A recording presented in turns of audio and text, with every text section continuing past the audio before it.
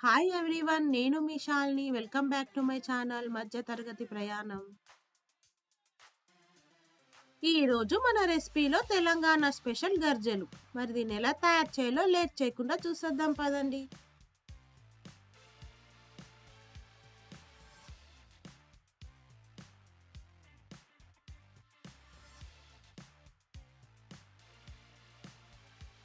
గర్జలు తయారు చేసుకోవడానికి ముందుగా మనం ఒక బౌల్లో 2 కప్పుల మైదా పిండి తీసుకోవాలి. అందులో మీ రుచికి సరిపడిన ఉప్పు వేసుకోవాలి. ఉప్పు వేసుకున్నాక ఇప్పుడు ఇందులో 2 స్పూన్ల నెయ్యిని యాడ్ చేసుకోవాలి. నెయ్యిని యాడ్ చేసుకోవడం వల్ల మనకు గర్జలు క్రిస్పీగా వస్తాయి. నెయ్యిని యాడ్ చేసుకున్నాక ఇప్పుడు మనం పిండిలో కొద్దిగా వాటర్ యాడ్ చేసుకుంటూ పిండిని సాఫ్ట్గా కలుపుకోవాలి.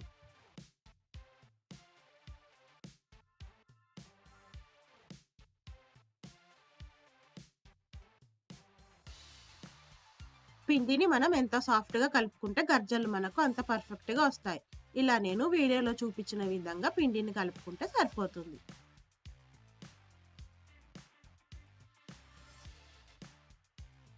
పిండి మొత్తం కలుపుకున్నాక ఇప్పుడు ఇందులో చివరిగా 2 స్పూన్ల నెయ్యిని యాడ్ చేసుకొని ఒకసారి మళ్ళీ కలిపి మూత పెట్టి ఒక 10 నిమిషాలు రెస్ట్ ఇవ్వాలి.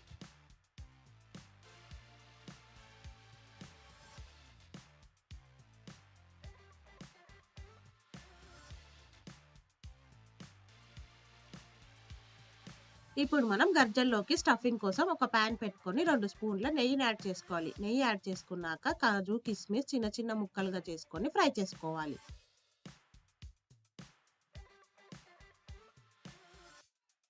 కాజు, కిస్మిస్ ఫ్రై అయ్యాక ఇప్పుడు ఇందులో 2 కప్పుల రవ్వను వేసుకోవాలి. రవ్వ వేసుకొని మనం స్టవ్ సిమ్‌లో పెట్టుకొని దోరగా ఫ్రై చేసుకోవాలి.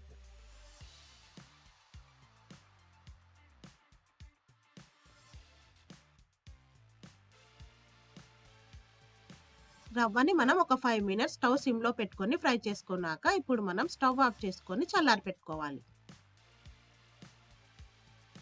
మనం వేయించుకున్న రవ్వ కాస్త చల్లారాక ఇప్పుడు ఇందులో ఒక కప్పు షుగర్‌ని యాడ్ చేసుకొని మొత్తం అంతా కలిసేలా కలుపుకోవాలి. ఫ్రెండ్స్, మీరు తీపిని ఎక్కువ తినేటట్టయితే మీరు ఇంకా half cup sugar extra add చేసుకోవచ్చు. ఇలా యాడ్ చేసుకున్నాక మొత్తం అంతా కలుపుకొని ఒక పక్కన పెట్టుకోవాలి.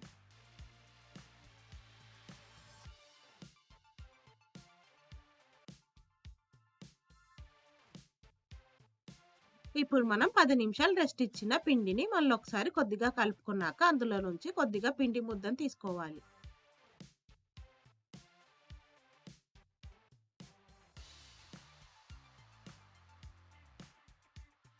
ఇలా తీసుకున్న పిండి ముద్దని మనం కొద్దిగా పొడి పిండిని అద్దుకుంటూ పూరీలా చేసుకోవాలి రౌండ్‌గా.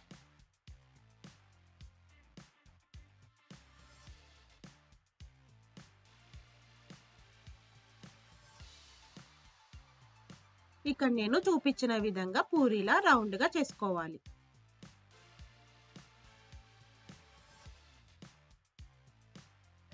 ఇలా మనం పూరీలా రౌండ్‌గా చేసుకున్నాక ఇప్పుడు మనం తయారు చేసుకున్న స్టఫింగ్‌ని మధ్యలో పెట్టుకోవాలి.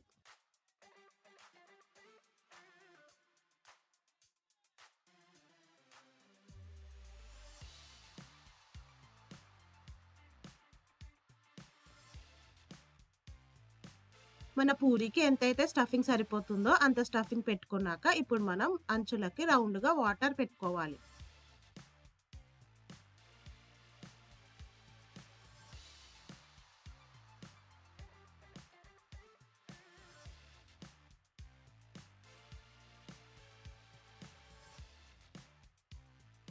ఇలా మొత్తం అంచులకి వాటర్ స్ప్రెడ్ చేసుకున్నాక ఇప్పుడు మనం పూరిని మెల్లిగా క్లోజ్ చేసుకోవాలి. ఇలా నేను వీడియోలో చూపించిన విధంగా పూరిని మొత్తం క్లోజ్ చేసుకున్నాక ఇప్పుడు మనం అంచులని కట్ చేసుకోవాలి.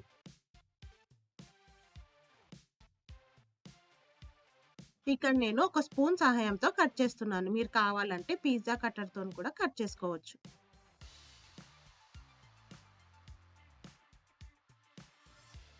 ఇలా ఎడ్జెస్ మొత్తం కట్ చేశాక ఎక్స్ట్రా ఉన్న పిండిని తీసేస్తే మనకు గర్జ షేప్ రెడీ అవుతుంది.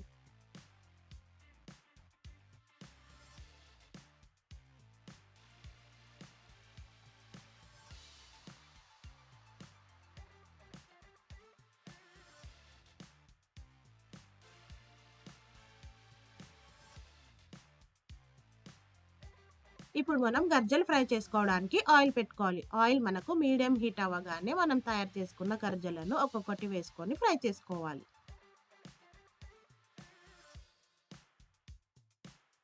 మన కడాయికి ఎన్నైతే గర్జలు సరిపోతాయో అన్ని వేసుకున్నాక మనం స్టవ్ మీడియం ఫ్లేమ్‌లో పెట్టుకొని ఫ్రై చేసుకోవాలి.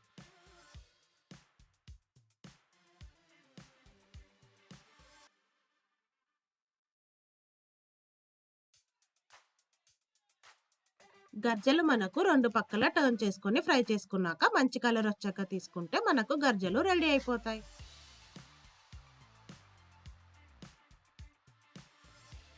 ఇలా ఫ్రై చేసుకున్న గర్జలను ఒక జాలి పాత్రలో తీసుకుంటే మనకు ఎక్సెస్ ఆయిల్ ఏమైనా ఉంటే అది పోతుంది.